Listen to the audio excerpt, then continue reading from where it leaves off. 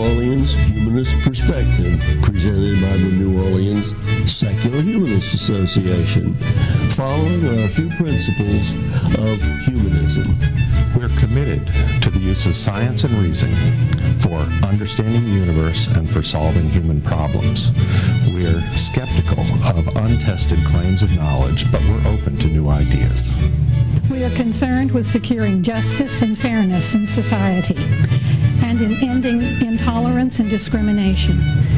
We are committed to the total separation of religion and government. We affirm humanism as a realistic alternative to the theologies of despair and the ideologies of violence.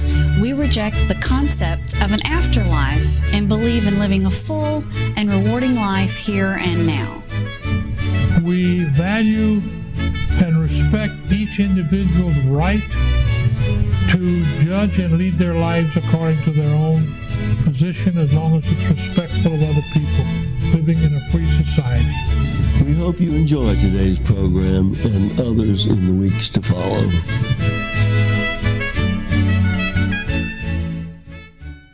Hello, welcome to the Humanist Perspective, brought to you by the New Orleans Secular Humanist Association. My name is Beth Deitch, and I'll be your host for this show. I'm the membership coordinator for NOSHA and sit on the board of directors. And you can go to nosha.org to get more information about us and about humanism. Now, I'd like to introduce my guest for today is Meredith Cherney, Program Director for Staylocal Independent Business Alliance. Welcome, Meredith. Thanks for having me. So tell us a little bit about just what Staylocal is, what you do and why you exist. Sure. Staylocal is Greater New Orleans Independent Business Alliance. So we work with locally owned and operated businesses in the Greater New Orleans area to help them succeed. And it's our mission to create an environment where local businesses can thrive through research, education, and advocacy. So how many businesses are part of your alliance? We have about 2,400 in our network, and they span all industries, from manufacturing to retail, background checks, pet sitters. So it's everyone who takes part in this local economy and who's locally owned. What's considered local? So we define local. There's many different variants of local, I have to say. But we define it as you have to have majority ownership, residing in one of the 5 parishes. You have to be registered within the state of Louisiana as well. And in terms of franchises, if you're involved with one, it has to be headquartered within one of the 5 parishes in the area. Okay. So why do you think it's so important for people to shop locally and try and stay local? Oh my gosh, there's a lot of reasons why local businesses are so important to our economy and our whole community's vibrancy. One of the main ones is local businesses protect our character as New Orleanians. Our city is unlike any in the world. And I love that. It's one of the things I love about New Orleans. It's like, there's so many cities that are just kind of generica, but it's, definitely unique. And our local businesses help keep it that way. If you think of everything from their storefronts and how they can present it how they want as an independent business, to who they carry in their stores as well, when you think about supporting local artists and makers, and even in those service industries as well, that our New Orleans culture is more than just something how it looks, but it's truly in the interactions people have. And New Orleans, our character is built so much on our community. So protecting that community and supporting each other. And I think that's really what local businesses propagate in New Orleans. Right. Yeah, like I had some friends here from San Francisco a couple weeks ago, and they say that, they wanted to shop, and they don't want that tourist. First of all, they've been here several times anyway, so they don't want that tourist garbage on Canal Street. And I said, oh, Magazine Street. And she remembered Flirty Girl, too. Remembered that I'd taken her to Flirty Girl and loved that. And we had brunch at Coquette at one point, and we were just walking along, and I was like, oh, let's look in here. And I found several of these over where you go in, and it's like some little art market. It goes all the way back, and everyone has all their little booths with their projects, and everything's unique, and everything is handmade, and like one of them bought a lamp made out of architectural products and stuff, and it is all very, very unique, and a lot of the art has a local flavor, and they're like, this is exactly the kind of thing that we wanted to be able to take back as a bit of New Orleans, not some T-shirt that talks about, crawfish. I think one of the great things about New Orleans as well is there's so many great economic corridors in the city. So every neighborhood, there's kind of a hub where, there's industry, whether it's like Bayou Road or Ferret Street. There's all these different places that are so reflective of the people and kind of that character of community. And, those hubs are so great to walk around and to be in because of that unique character and that genuine here Yeah, in New and I love that's going on here. I live near the Ferret one, and I remember when that was really sketchy, and you kind of just hit that tipping point where now it's all walkable and cute little restaurants and clubs, and I think something they did very smart was put in a little parking lot there at the end of the block. And how long have you lived in the New Orleans area? So I've been in New Orleans for about 7 years now. So you were not here at the time of Katrina. I was not here at the time of Katrina, but our organization was founded pre-Katrina. Right. So we were actually founded in 2003 when the Walmart was going in on Tropicoulis. And our founders were very upset because they just saw that, it was in direct competition with so many local businesses. It was in a historic area, and also the tax incentives and lack of transparency with its construction. Right. So they started an organization, and they became known as the anti-Walmart guys. Yeah. And they realized that won't get them very far, so they've shifted their messaging to be pro-small business, and that's how Staylocal originated. Right. See, because I almost feel like our local businesses and those little neighborhood corridors and things that they were in a way helped by Hurricane Katrina. People have asked me if things are better or worse now, and I say, well, they're different. And one of the things is that a lot of the national presences just left. They were like, we don't want to deal with this place that's too hurricane prone and all. And so Taco Bell picks up and leaves, and then you've got some other business that still looks like a Taco Bell, but like they're serving Korean barbecue or whatever. And I felt like that left the space for also at the time where people felt like the government wasn't very organized, and if we're going to get something done in our neighborhood, we have to do it ourselves and start. I think one of the first ones was the Healing Center there on St. Claude, and then Ferret Street, and I met you in our co-working space at the Myrtle Banks building over the Dryads Public Market, which I see Central City starting to be really up and coming. And I think really what is important to point out with that, and with Ferret Street, there have been businesses on that corridor for a very long time. Some of them are very historic corridors. And these corridors, they go through iterations, they do change. And I think Katrina was definitely a driving force of change. I think a lot of businesses, weren't able to come back because, they invest so much in their businesses. But the reason so many did was because they have an investment both financially in their business, but also in the city. Right. I came about 5 years after the storm is when I moved here, and I was shocked by the lack of chains. And I'm like, this is awesome. That's just what I was saying. They left. And it took, I was younger when I moved here, so I'm making these connections over time and seeing, the investment local businesses have had, and we have a very large boom in, large national chains moving into the city. And Staylocal, we always advocate for a balanced economy. You think we do now? I definitely feel we're having a larger presence of national chains showing interest in developing. If you think about this developments going on in Mid-City, the river walks, outlet transformation. There's definitely, What's going on in Mid-City? Mid-City with the marketplace that opened a few years back. The one at the American Can Company? Not the American Can one, the one where the Petco went in and the Marshalls. Oh, we're calling it Mid-City. Okay. Yeah. No, because I think that's uptown. I would call that uptown. Okay. Yeah, that's uptown because that's near me. And I was like, oh, those are two things I'm always going out to Meredith for. Okay, that one, right. When you at a national chain, when you spend dollars there, only 14% of the dollars you spend will remain in the community, compared to 48% that will remain in the community when you shop at a local retailer. And this is due to a few factors. It's the multiplier effect. And how this works is, as a local business, when you have your store itself, you pay dollars to the local economy in rent, in bills, in overhead, and then insurance and other kind of those aspects of owning a business.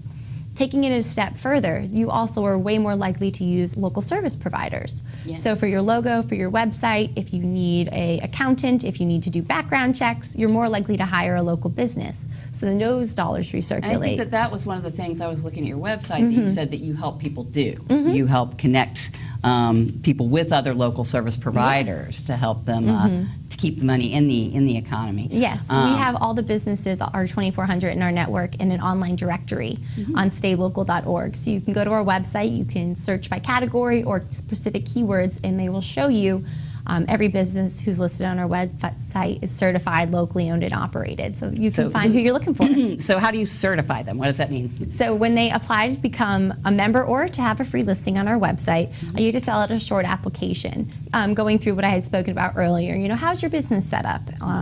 Is it a sole proprietorship? Are you involved in a franchise? Are you registered here?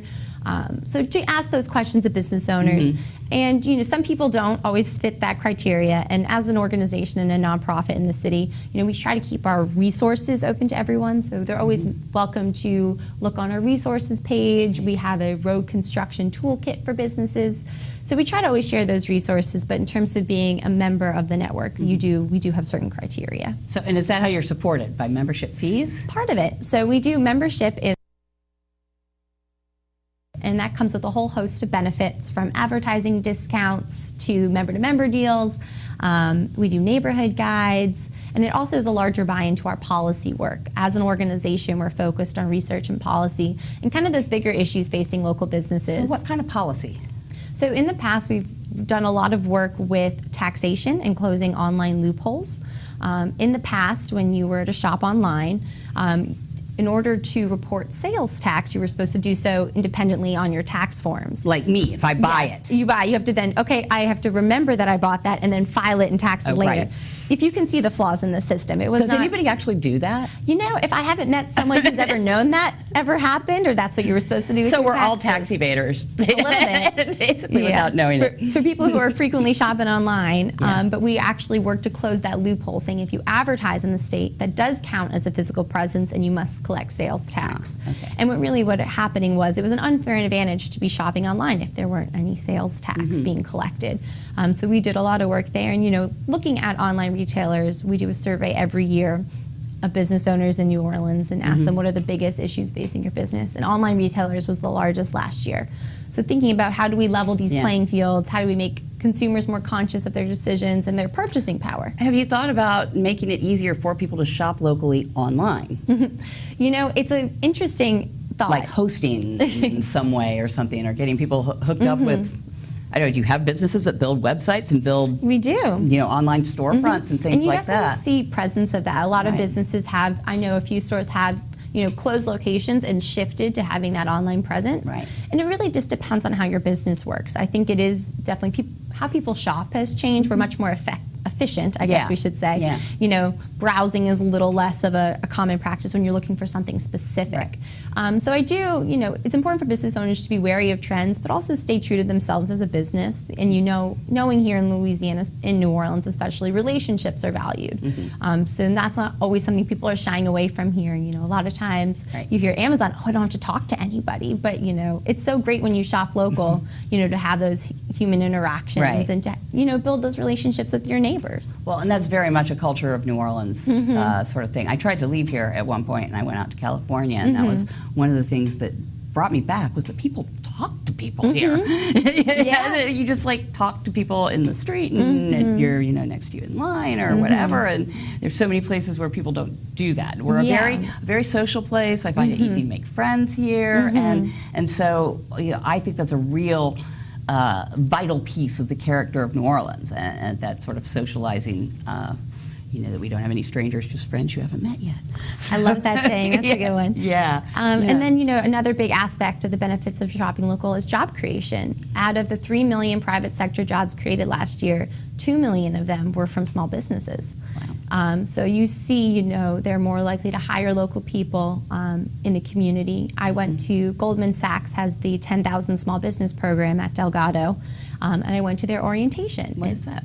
So the 10,000 Small Business Program is an amazing program. It's free for business owners, and it's basically an MBA in 6 weeks. Wow. It's a really great opportunity for business owners to work on their business rather than in their business. And it's, like I mentioned, it's free, it's through Delgado, and I think it's a really wonderful resources for businesses in the community. And when I was there at their orientation, they say, in this room of 25 people, you employ over 350 people. Wow. So it's I'm in this room and I'm just thinking oh my goodness. And that's not even considering all their local service providers or their other, ways they're keyed into the local economy. So you really see that connection. Versus with Amazon, I know the recent study just came out that even with some of the warehouse jobs they've added on, there's been a net loss of 200,000 retail jobs in the country that have been kind of attributed to Amazon and their expansion. Well, the drone thing. I know. That's, now they're not even going to need delivery people when your things are just all being delivered by drone. Yeah. So I noticed another thing that you emphasized on your website was the environmental impact of shopping locally versus shopping nationally? You know, do you have any sort of research on that or figures on that or anything about what's gained by shopping locally in that respect? Yeah, so when you think about shopping local, if you're sourcing local as well, if your food's coming from local areas, if you don't have to travel as far, or your package itself doesn't have to travel as far to get to you, that does decrease your footprint in the world. And it also makes you more, especially when it comes to eating and sourcing local, more aware of your connections to your environment and to your neighbors. And I really think that helps make you more mindful of, consumption, and if you can meet the person who made a product, whether it's food or a piece, you can kind of learn that life cycle of the products. Right. So I really think it's creating kind of a community pride that is more knowledgeable and more invested in protecting the environment in your area, which I think is really important. Yeah. And a lot of times when you think about also the quality of material or items you're able to get at local stores, if you specialize, for example, I was at a wine shop the other day, and she goes, I have those 10, $6 bottles of wine, I also have the really nice ones as well. So, when they have that specialty and they can offer you that range of products and that range of quality, what does it mean to have an item that's not disposable, to one that you can bring it to someone to have it fixed because you have a relationship with that business. So really just when it comes to consumption and thinking about what you're consuming, it really lets you be more knowledgeable as a consumer. And so for consumers who, we're getting possibly kind of late for holiday shopping, but if people are still having some shopping to do, how would you recommend that they go about finding the best places to spend their money here? So Staylocal is one step ahead of you, and we know people are last-minute gift shoppers. So we've put together a New Orleans Present Picks Pinterest board that's on our website, and we've had gifts submitted from all our different businesses in the network. So it's everything from baby clothes to a keto lessons. So just some really great gift ideas on ways to, say, oh, that looks like a great find. Yeah. So that's on our website, staylocal.org, right off the homepage. We also, on that same page, right beneath the link to the Pinterest board, we have a list of holiday markets coming up. So, if you need to make it any last-minute stops and hit a bunch of places at once. Yeah, and because I keep missing those. When the friends were in town from San Francisco, there were two that I was like, oh, is that not this weekend? Do they not do that every weekend? Or I'm closer to. So I need some place where I get the right info and get places on the right days at the right time. What was the one that we totally missed? There's some new one in the whatever the place is, the warehouse that has the "Everybody Loves a Good Egg" sign. Oh yeah, the Marché Creole that just opened. Yeah, that's it. But it closed at something like 2 or 3, and we missed that. So I'm like, man, I gotta look at these things more. So I'm definitely interested. I love those. I love all those little. I love the little permanent ones that seem to be in the storefronts that they're so you hardly even notice them from the front, and then they go back and back. And that's a really wonderful trend I think I've seen in a few places, is kind of this market atmosphere and local businesses supporting each other and, being able to have that relationship to buy into a storefront, a magazine. Right. As a small artist, you might not be able to have that presence, but when you work together as a community and kind of invest in it together, you can see what's possible. Yeah, well, and even if you're only getting a small bit of space in that little market, you still, like one of my friends was looking at, I actually bought one of these little headpieces that was made with little feathers and things that I really like. And she's like, I'm not sure about this color or that color. She's like, oh, well, she has an Etsy shop. And so she takes a little thing. And so even though she can only display a few of the items right there, then it also takes people to where you can find out, more about this person, and she can actually sell more, even though she didn't have to rent enough space to display all of her wares. She had to put out a little sample and sort of tease my friend in there. Yeah. So, I'm interested, you talking. One of the things that's a big issue now is this whole bit about like Airbnb and any of that. Do you have any local B&Bs that are in your network, or is that not really the kind of thing that you have as We do have a few traditional bed and breakfasts and hotels in our network. So any policy initiatives related to that? I'm really interested in how different cities are handling this sort of thing. You should bring in then so we have a parent organization, the Urban Conservancy, and you should bring them in because they have really been on the forefront of this issue and, trying to present a balanced, reasoning and looking into how other cities have dealt with it in the past, or in the future as well. So, kind of this whole spectrum. Nobody seems to know what to do. That really seems to be it. It just seems like there's so many different people invested in different ways. It's trying to figure out, how do we how do we make it work for us, and who is us as a community, and what are we trying to accomplish? Right. So I think it is. Well, and it is a loss of revenue to the community as a whole, as well as to the individual bed and breakfast people who are getting their permits and paying their hotel taxes and all of that. You know, that's also the money that they're just not paying back into our community, and we are so dependent on tourism income. But then there's the idea of, should people be able to do whatever they want with their property? But I get back to that neighborhood character kind of thing. Yeah, you know, that neighborhood character is so crucial, and residents shop at local businesses just as much as people out of town do. More if they shop at local businesses. So we've been trying to, reach out to business owners and kind of get a pulse on what their thoughts are, especially because a lot of these Airbnb regulations do involve commercial corridors. Like specifically, they'll say, it's permitted in a commercial corridor without regulation of sorts. So I haven't been following the issue too much. That's really more of what our parent organization has been doing. We've been really working with. We seem to have weird zoning here. Do we have weird zoning? Because it's like, I live in a fairly residential uptown neighborhood, but then there'll just be like, one place that's a little business now, and mostly I like it. Like one of them right by me, there's Cleaver and Company. That I watch them put it up. I'd be on dog walks going, ooh, I like the local meat store. This will be fun.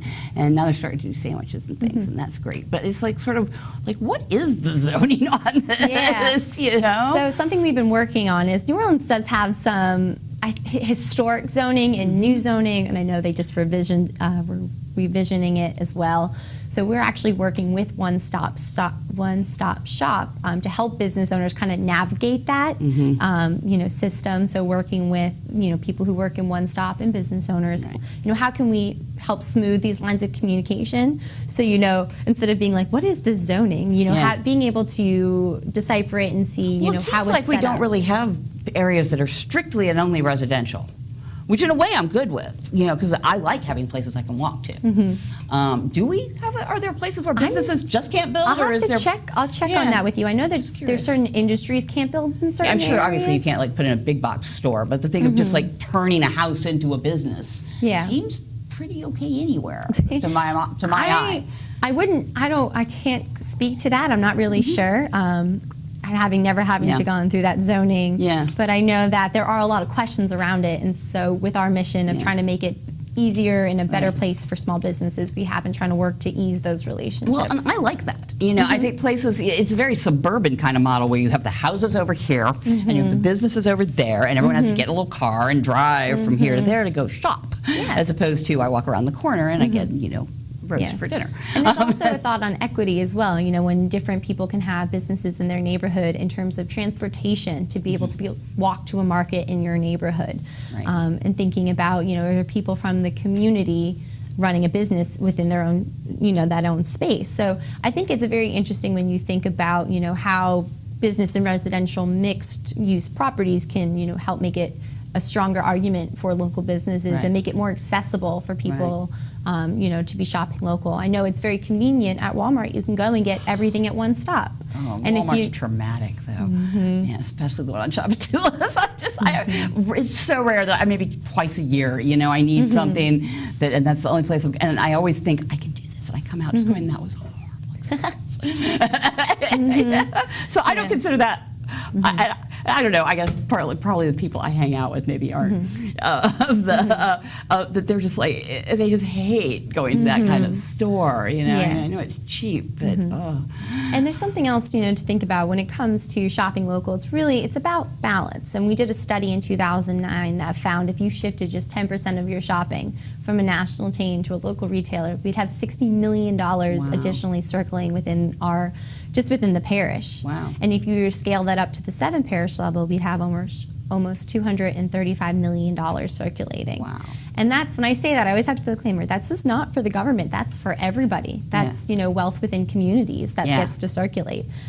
So it's really important, Well, clearly our infrastructure could use a little more funding. Exactly. And then if you think about our education system or our debt as a state, wetland restoration, what could we do with that type of money circulating, and what would that mean for communities and, equitable wealth? So you say 10%, like what would someone do, say, to like what would you think would be the easy things for someone to shift? That's a really good question. I think sometimes it just matters being conscious, thinking, can I get this someplace local? Should I try to get it local first? I think is always a good model to go through. And, you know, being conscious of your purchasing power as a consumer. And then there's some other things, thinking about, you know, how your life is structured. Is it in favor of local businesses, or is it more leaning towards larger national organizations? Are there room to make shifts? Was it whether with car insurance or with banking?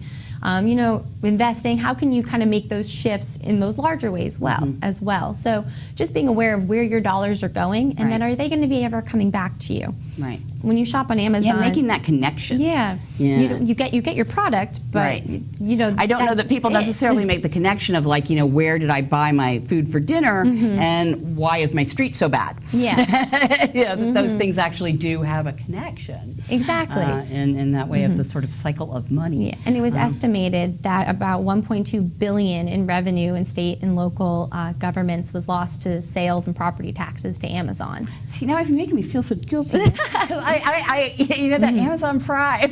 And it's not meant to be a guilt trip. It's meant to show you, you know, think about, hey, maybe instead of grabbing this on Amazon, I'm going to go check out a local store and see if they have it there. I can use Staylocal's directory to search. So, well, and one of the things, I've been in a few book clubs, and we actually, Nosha has a little book club now that we're starting up again for our book for this month is Only Begotten Daughter, for like, it's a sort of seasonally appropriate. And a lot of times with these book clubs, you know, we can tell little local bookstores that we're going to be reading this as a club, and they'll order them, and they'll give us a little discount, and then that will draw people into the local bookstore. That's a great idea.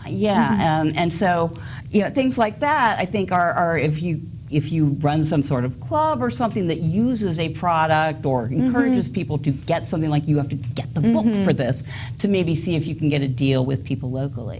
And to have that relationship to call upon as a local business, you know, to want to support one another. And I really like that we get in bike lanes. The bikeability is helpful, you know, of having less of a carbon footprint, and making it so you can just kind of do local shopping more easily, because parking is like hassle. We were in a city built for cars. And that's one of the things that makes people more likely to go online, of it being a hassle. And so, I mean, not everybody's really in biking shape here, but maybe we could get in biking shape. So that would be helpful. Well, so we're pretty much just about out of time here. We want to remind people where they can go. They go to staylocal.org. That's just one word together, staylocal.org, to find out more about what you do. Your business directories? Yes, and to get those local gift ideas. And if right, you right, have the Pinterest board. Yes, and if you have a business, you can look into becoming a member or just creating a free listing and getting involved. Okay, great, fantastic. So thanks so much for talking with us. And I want to thank everybody out there for watching. I hope you'll join us again soon. And don't forget that you can find out more about Nosha and about secular humanism by going to nosha.org. Thanks.